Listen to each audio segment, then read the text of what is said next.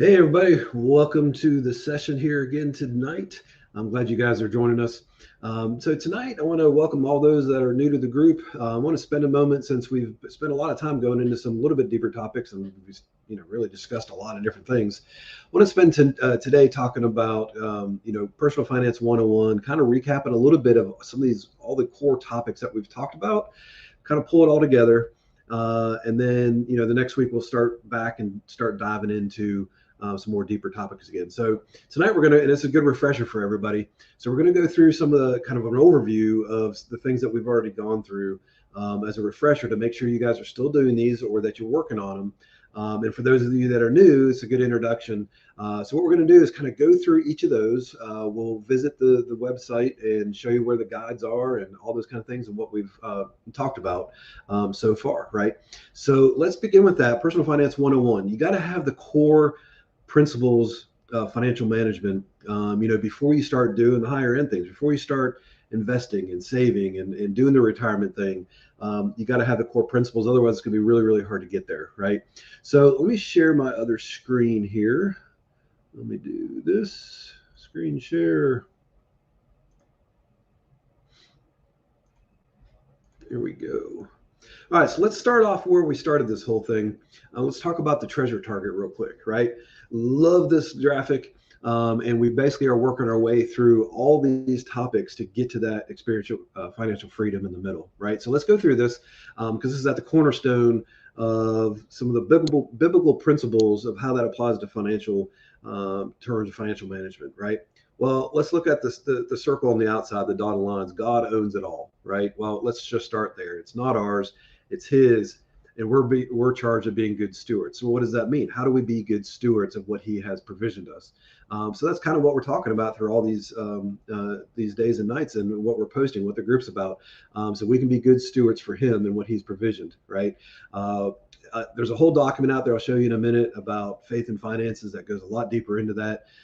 Because when you look at the Bible, there's over 2,000 verses that are talk about money and stewardship, right? Now, not all 2,000 are direct with money, but some of them are about stewardship. Well, money is one thing that He's invested in us, and what He's bequeathed to us and trusted us with is the money. So let's look at this real quick. So the first part, live, up in this quadrant up here, spend less than you earn. You notice on all these, there's a level 1, 2, and 3 as we work our way down into the center and we get to that financial freedom. So let's come through this real quick, and then we're going to talk about each of these as an overview. So first, we're going to be tracking our monthly spending. This goes into the budgeting aspect. We're going to create and maintaining a spending plan, and then we're going to set lifestyle to the finish line. Which, in other words, how much is enough, right? What is our lifestyle? And what's that threshold? So things that are at our threshold for our lifestyle, excess or margin, you're going to hear me refer to margin above and beyond that, as we can bless others, and help those around us, right? So we're going to talk about this a little bit more in a sec as we go through the overview. Get over to give generously. You've got to start somewhere. You got to start giving, make your way into percentage giving. That's the tithing. And then sacrificial giving, that's more the offering, because offering is different than tithing. Offering is above the tithe, right? Sacrificial giving. So if we're living within margin, and what margin means is, look, we have our lifestyle, we're paying our bills, we don't have the excess, we're saving for our retirement, we're helping our kids, those kind of things. But above that, we're helping others, right? We're giving generously, and that should be our goal. Is yes, we want to have a comfortable and happy retirement, and also be able to bless others. That's where what I consider experience financial freedom, that we're able to do all that. And then, of course, we have the O section. Repay credit card debt's first step. Repay all debt except for mortgage is the second step. It's, in other words, student loans, IRS debts, things like that, personal loans, those kind of things. And then we work our way into repay mortgage. Hopefully the goal would be to repay your mortgage before you get to retirement. We're going to dive into that a little bit more. We've talked about retirement already a little bit, but we're going to dive deeper into that and the timing of those things. All right. Then we move over to grow. We all want our money to grow. We want to do better. We want to, increase. But first, we got to maintain margin, right? We got to maintain the margin. We got to be realistic, set our lifestyle, set goals and parameters, set those guardrails, if you will. So the first thing is save for emergencies. Set up that emergency fund. Second thing is to save to 3 to 6 months of living expenses. Notice there's two things. You may say, well, isn't that the same? No, there's really two different emergency funds. One, excuse me, is the first one. The first one is a shorter term. Hey, your car breaks down, appliances break, something that is more short term, not as expensive. The second rung there is a second emergency fund, which is 3 to 6 months of living expenses. That's if something more catastrophic happens. Lose your job, or you get injured and disability hasn't kicked in yet, those kind of things. And then the last thing is save for God-given goals. That's where we're saving for our retirement so we can retire happy, and so we can also save to give generously, right? So most everything we talk about is all centered. We can fit into this circle, into these circles, right? There's a lot of different quadrants there, but we can fit it all into there. And then of course we're going to expand on each of those. We have in the past. I'm going to go over you what each of those exactly mean. Now, for those of you that are new, you can go back and watch all the old videos. You can go back and look at the guides, and you can go through all that at your own pace. We will repeat some things down the road, but those of you that are joining now, and you have a chance to go in and catch up, it won't take you long. Most of the videos are anywhere 20 to 30 minutes. Some are shorter, right? So let's do this while we're now that we have the treasure target, right? We know what we're honing in on. Let's go back into the website just for the new people. Or the Facebook page rather, I'm sorry, so we can show you a little bit about where all this is. So once we get in there, there's this guide section. So you hit guides, and mine may look a tad different than yours, just because I'm the admin. But in this guides, every week, or most weeks, I should say, I'm going to put out guides out there, right? From the video. At minimum, you're going to have the video recorded. So if you miss the live broadcast, no fret. You can come back to the page. Find the video, watch it, the replay. You can also go to my YouTube channel and watch it there. I'll show you that in a minute. The first thing up here, if you haven't already, please watch the group welcome video. You should have been tagged in a post. Watch that and read the descriptions all the way through, so you kind of get an idea what we're about. So you go to the guides top, and guys, I'm on the desktop. If you're in your phone, you're gonna have to go to the upper left-hand corner, look at the little menu thing, and you'll see a guides piece in there. Once you click on it and expand out, it looks like a little hamburger menu. So here I have this type of investments up top because I'm trying to put the latest ones up there. So, but if we're going in order, the first one is faith and finances. Our first session, we talked about biblical principles and how faith and finances relate together. This document kind of walks you through some core principles of that and how it relates into all the different sections that we're talking about. Take a look at that. You can look at it here. You can download it. Treasure target we just viewed. 4 H's of financial wisdom. I want you to look at this, right? I'm not going to spend a bunch of time on it, but let's see. Let's just pull it up real quick so you know what it looks like. I want you to, for those of you that haven't done this yet or not done it, pull this up, and I want you to look at the 4 H's of financial wisdom. And actually, it's going to give me a little hard time there. So we're going to look at those different quadrants. It's pretty self-explanatory, kind of about, and it relates directly back into that treasure target. Take a look at this, read the first page, kind of get a grasp for it. Go to the second page. You can fill that second page out. It kind of gives you a guide of where you stand with your finances and your mindset when it comes to finances. So actually, when you click on this, it's going to ask you to download it. So it will download it. So take that out. And then the great thing is you can do that now, and then later on, once you kind of get better at all this, you go through our courses and you're in a better shape, you can go back and retake it and see what kind of progress you made. It's a great little tool, both for where you're at financially, but also a mindset to get us in the right mindset, for that. So let's continue down. You got faith and finances, treasure target, 4 H's, setting priorities. So we're going to talk about that here in a minute. I'm going to actually pull this one up. Actually, let me do that now. Let's just pull the priorities. So there's a difference between priorities and how God wants things and how the world wants things, right? So the world's priorities, lifestyles. Well, notice in the treasure target, we set lifestyles kind of last. We want to take care of all the other things, and lifestyle is down at the bottom. But the world says lifestyles, and then of course you got to pay your taxes. Then go ahead and pay your debt, and then save, and then give, right? What the result of that is usually overspending, because we set our lifestyle up here before really ever knowing what we have, what our goals are, and what really our debts are and our taxes. It's kind of backwards. You put the cart before the horse. If you look over to the right, God's priorities and the way he wants us to handle things, and this is actually core, makes sense. It's financial principles that truly make sense. Of course, giving, that's productive giving. We want to set our giving threshold. God's going to bless you if you give. You give your tithe, God is going to bless you. It's the one thing that actually said test me at in the Bible, in the scriptures. Saving for investing, saving and investing. Second, we want to be ready for emergencies. We want to be ready for our future. We want to be ready to help others. Okay, debt repayment, that's your obligations.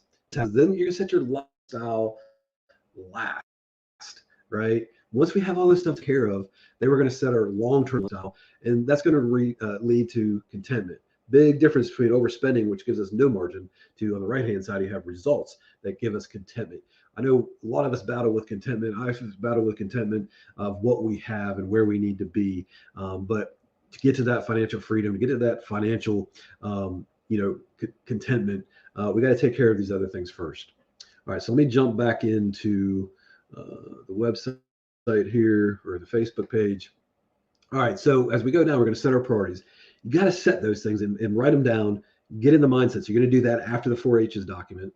Then paying down debt. If you have debt, we want to pay down the credit cards first, and then we get into the installment loans, and then like student loans. Take a look at this document. I talk about a couple different debt repayment methods. Go back and watch the video. But the debt snowball method, by far, in my mind, is what I recommend, because it gives you some mini wins, and it's a mindset thing. It gives you some victories. And I've seen the snowball method work so much better than what I also call the debt avalanche thing. That basically, the debt snowball, you take your smallest debt first, pay that off, and then everything you have from there that you were paying, you apply to the second one, and it just kind of starts snowballing. You get those mini wins. It's a psychological thing. It's very, very, very powerful versus doing it the other way around. A lot of good tidbits and tricks in that document as well. Then we got into the retirement checklist and blunders. So, all right, what does it mean to save for retirement? What exactly does that mean? Of course, this is something that's passionate for me. I love helping people with retirement. My passion is I want to help people be financially responsible, educated, and be ready for retirement so you can retire happy. There's too many people in the United States, and in the world for that matter, that are not ready for retirement. They work your whole life, and then you're miserable in retirement. That's where my passion's at. You work hard. I want you to be able to enjoy your retirement. What exactly does that mean? Well, you got to have the core principles first. So the retirement checklist goes through what the core principles of retirement planning are and the different aspects of it. I find most people, when they review that, definitely go back and watch the video for this one. It's eye-opening for me. I got tons of comments from people about it. It was a little eye-opening. They didn't really realize all those things. And so as we work our way through the different topics, we're diving into all those different things from the checklist and what those mean. And it's money, but it's also well-being and the happiness factor for your retirement and how we get there. So definitely check that video out and check that checklist out. And then there's debt myths and credit health. So we talked about debt earlier. This kind of talks about some of the misconceptions of debt and how you get your credit healthy, right? How do you recover your credit if you have issues there? Building an emergency fund lays out how you do it, some ideas of how to be sacrificial to make that happen, and some ideas. It talks about the two different types of emergency funds that I talked about in the treasure target, right?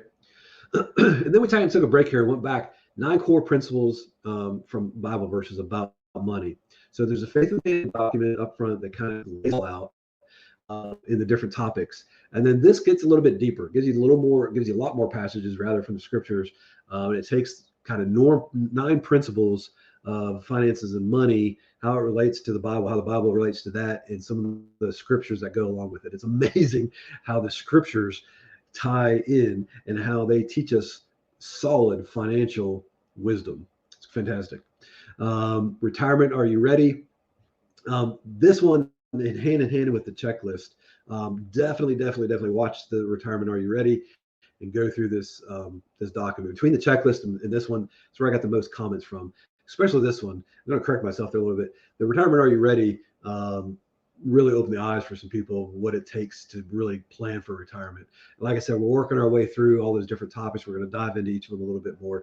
Check that video out. Check that document out for sure. And then there's always, you can go to the Facebook group to watch the videos. You can also go to the YouTube channel. I have a link here, and I'll put it up here on the screen too. Take a look at it. There we go. He doesn't like me doing that. So the RetireWise website, or excuse me, YouTube channel, I also have a link here on the page, so you can always check it out. If you miss a recording, you can't find it, go to the YouTube page. If you miss it live, go to the Facebook page or the YouTube channel and check it out. They're there for you. I'll jump into the YouTube page and navigate that for you in a second to show you where it's all at. So that's kind of where we've been to date. There's some testimonies down there. All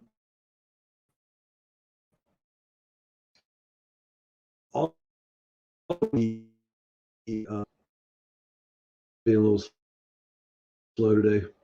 Section. When you come up, I'll also have featured things. I'll pin things to the top of the group periodically. There's things out here where there's a financial well-being, planning and well-being. I'm always going to have some of the last videos are going to be up there. And so if you can't find the other videos, like I said, you can scroll down, or you can also go to the video section of the Facebook page, or definitely go to the YouTube page. All right, perfect. So those are the main different areas that we're talking about, right?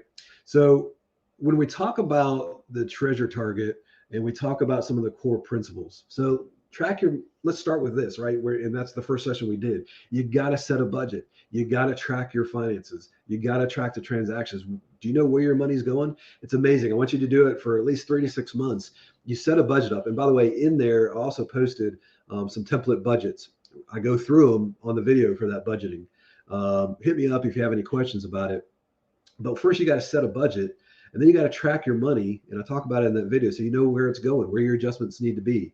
That way, you know how much margin you have to save, to put toward debt, to build those emergency funds. The first step is set a budget and track it. Now, you don't have to track it forever, but in order to get to a solid budget, you want to do that, right? And I find with me and with a lot of people, once you start doing it, you'll end up doing it, permanently. It just becomes a habit. It's really not a big deal. That's the create and maintain a spending plan. After you set a budget, you're going to tweak it a few times as you go through, but definitely check that out.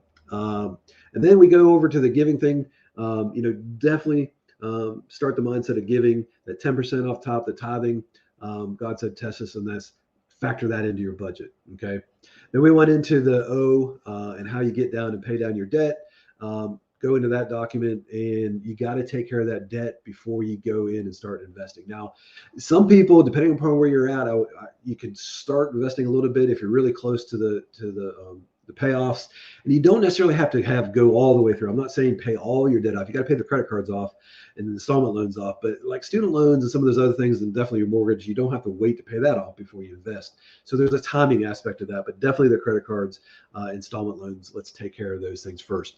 And then after you get your debt taken care of, build that first emergency fund for those short-term emergencies, and then save for the 3 to 6 months for the bigger term. In that video and in that document, I talk about how much you need to save for that. Okay. All right. So I want to go through and kind of circle back around to some of the core principles. We're tying all the biblical principles back to, or the financial principles back to Bible principles.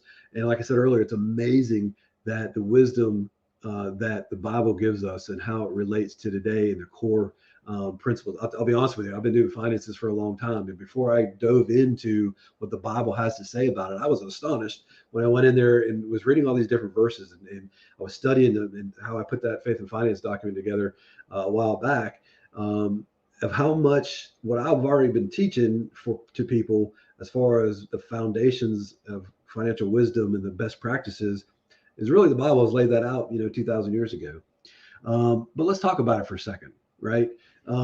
Money doesn't have a life, right? It can't take action on its own. It's not good. It's not evil. It can only do what you tell it to do. So you're the driver of it, right? Well, that leads me to the next thing that most people quote incorrectly. Money is not the root of all evil, but the love of money is the root of all evil, right? The love of money. God gave us money. He provisioned us money. He wants us to do his work with his money. He's provisioned it to us. He wants us to be good stewards and use it to glorify his kingdom. Yes, he gave us money to take care of ourselves and be wise with it, but hopefully be generous and glorify him as well. But it's the love of money, because if you start loving money before you're being a good steward for him, That's where the slippery slope happens. We start going down the wrong tracks, right? And that mindset starts taking over, which leads in, and I mentioned that's Timothy 6:10. Leads me into the next one. No one can serve two masters. Either you will hate the one and love the other, or you will be devoted to the one and despise the other. You cannot serve both God and money. Ties right back into the love of money, right? That comes from Matthew 6:24. Again, money is not a bad thing.